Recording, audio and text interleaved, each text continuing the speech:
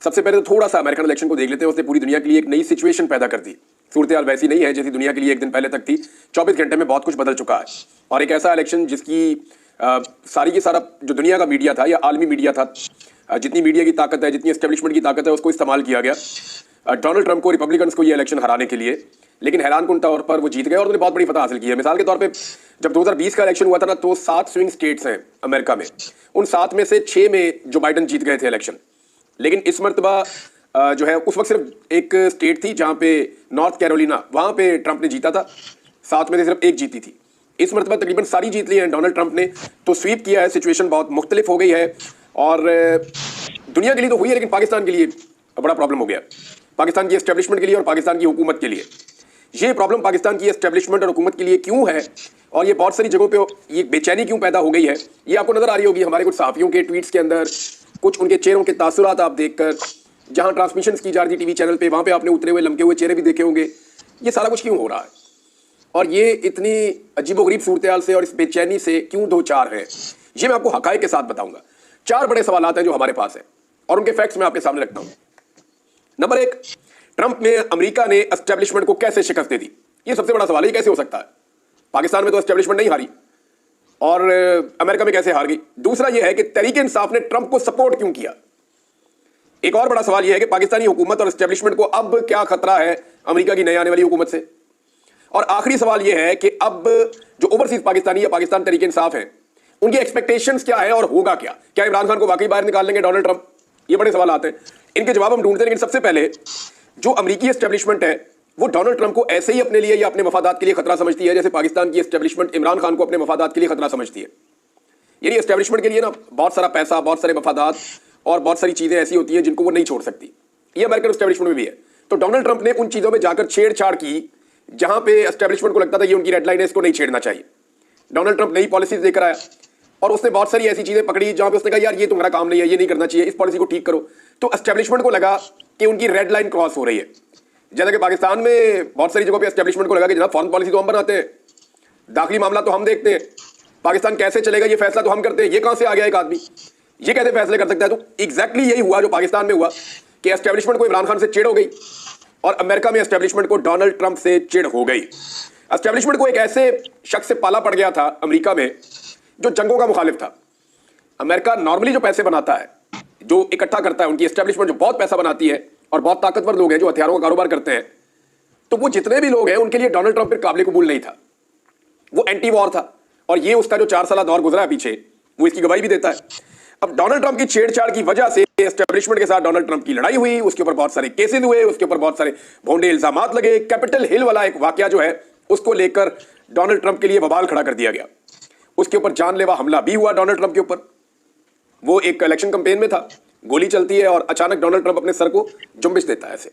वो जो गोली थी वो एग्जैक्टली डोनाल्ड ट्रंप की कनपट्टी के पास से हिट करके सर के इस हिस्से से बाहर निकलनी थी। उसकी बाकायदा विजुअल्स मौजूद हैं। लेकिन सडनली डोनाल्ड ट्रंप ने बात करते हुए अपने सर को ऐसे झटका दिया कि जिस वक्त उसने गोली का ट्रिगर दबाया शूटर ने, तो वो गोली डोनाल्ड ट्रंप के कान को छीद कर निकल गई। यहां चोट लगी डोनाल्ड ट्रंप को और लगी नहीं, वो बच गया। जिसको अल्लाह रखे उसे कौन चखे। तो डोनाल्ड ट्रंप की जिंदगी बड़ी हुई थी और वो वहां से बचकर निकल गया, हालांकि वो सबसे जानलेवा हमला था।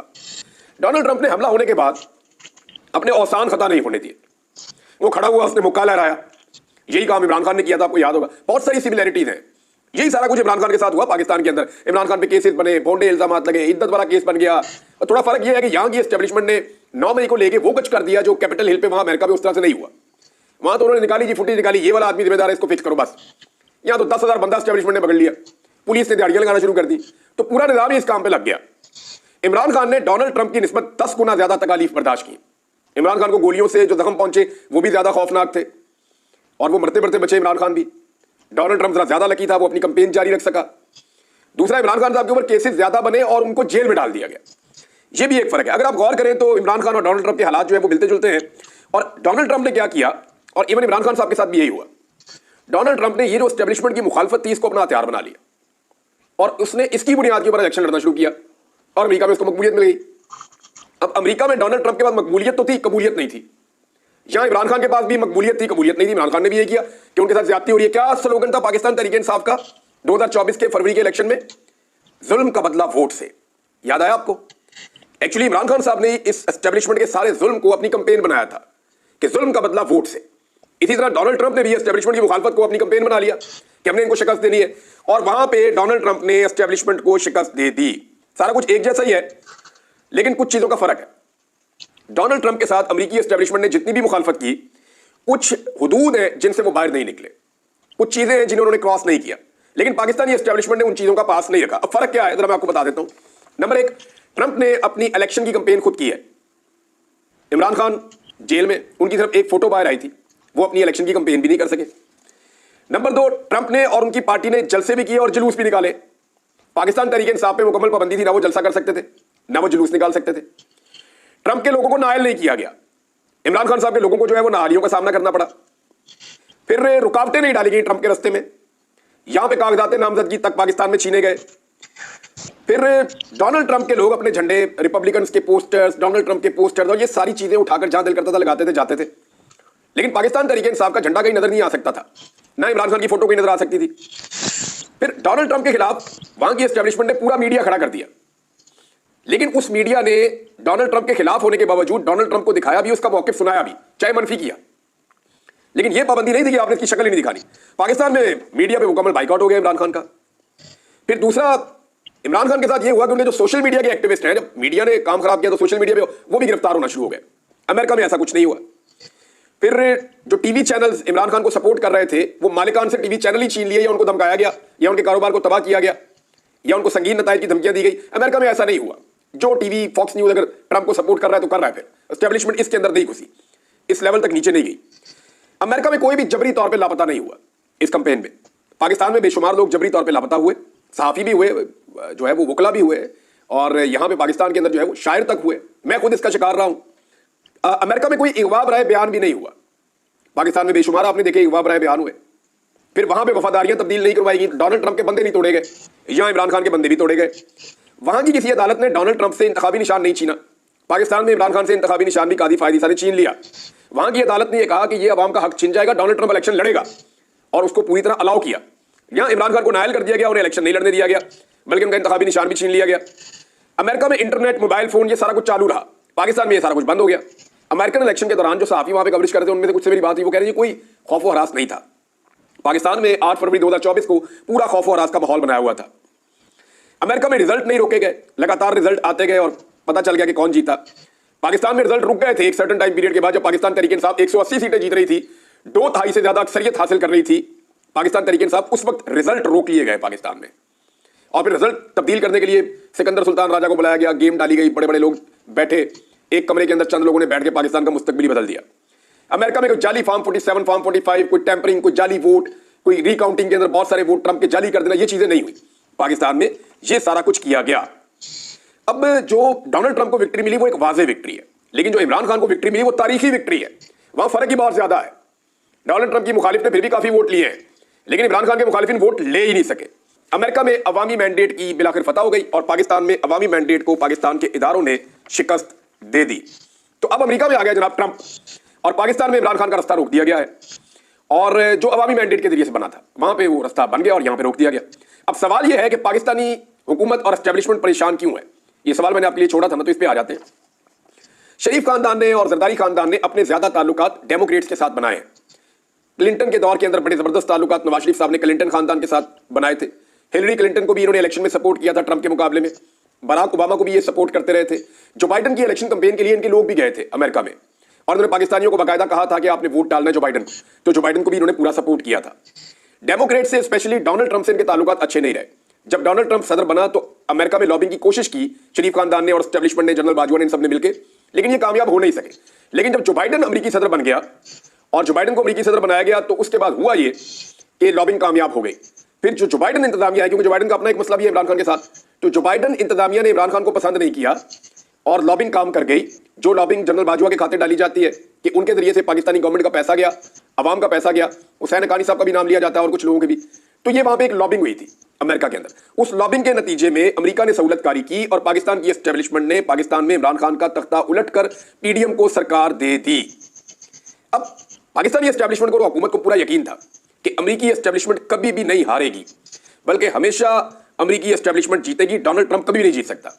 लेकिन थोड़े दिन पहले जब इन्हें पता चला कि डोनाल्ड ट्रंप की जीत के इम्कानात बढ़ गए तो इनके हाथ पांव फूल गए थे।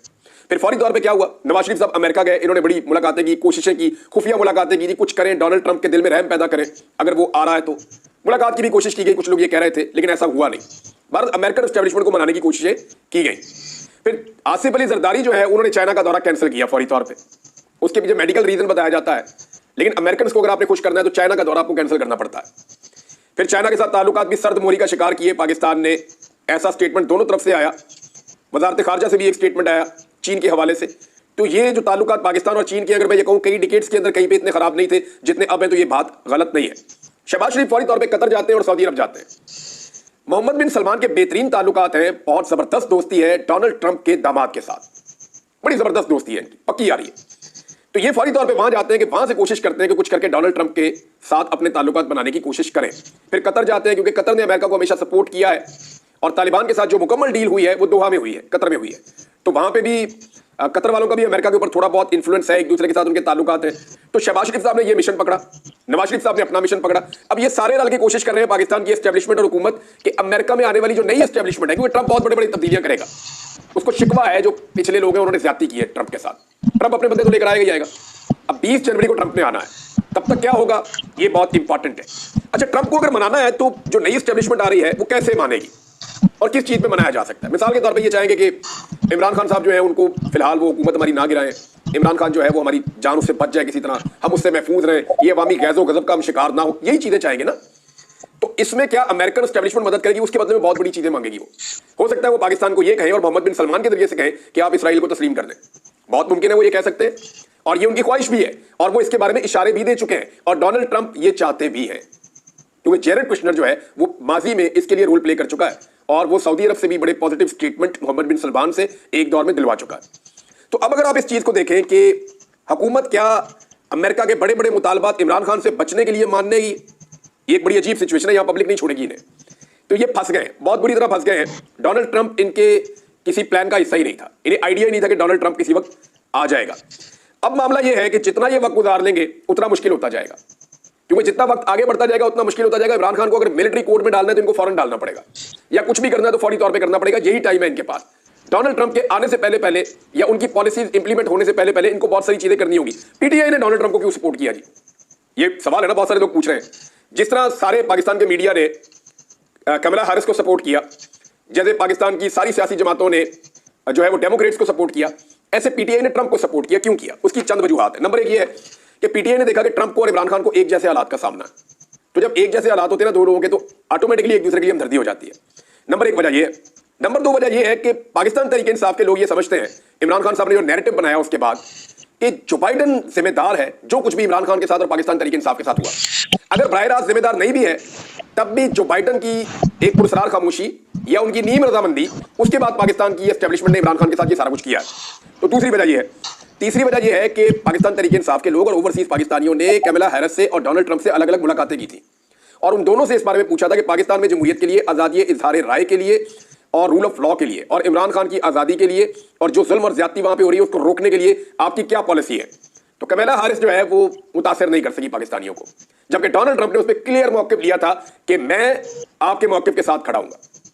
तो फिर उन्होंने फैसला किया कि हम तो वोट डालेंगे डोनाल्ड ट्रंप को, इसलिए उन्होंने सपोर्ट किया। तो पाकिस्तान तहरीक इंसाफ की सपोर्ट की वजह तो समझ आ रही है और हुकूमत की जो सपोर्ट थी डेमोक्रेट्स की, उसकी वजह भी समझ आ रही है। लेकिन अब ट्रंप को इन्होंने माजी में इतनी गालियां दी हुई हैं, चाहे वो एहसन इकबाल है, चाहे ख्वाजा आसिफ है, चाहे बिलावल जरदारी है, चाहे मरियम नवाज है, चाहे ये बाकी सारे हैं, ये लटरम पटरम सारे जो है इन्होंने ट्रंप को बहुत बुरा भला कहा हुआ है माजी में। सारे अपनी अपनी ट्वीटें बेचारे डिलीट कर रहे हैं, यानी अपने उस मौक़िफ़ के ऊपर, अपनी इस बात के ऊपर आज ये खड़े ही नहीं रह पा रहे। सब अपना अपना मुंह काला कर रहे हैं, अपनी अपनी ट्वीटें डिलीट कर रहे हैं, अपने अपने बयान जो है उनको हटाने की कोशिश कर रहे हैं। लेकिन सोशल मीडिया में पाकिस्तान तहरीक इंसाफ की फोर्स सबसे तगड़ी है, वो धड़ाधड़ उठा के स्क्रीनशॉट लेके लगाई जा रहे हैं और इतना तो रोला पड़ना ही नहीं था जितना डिलीट करने के बाद रोला पड़ गया है।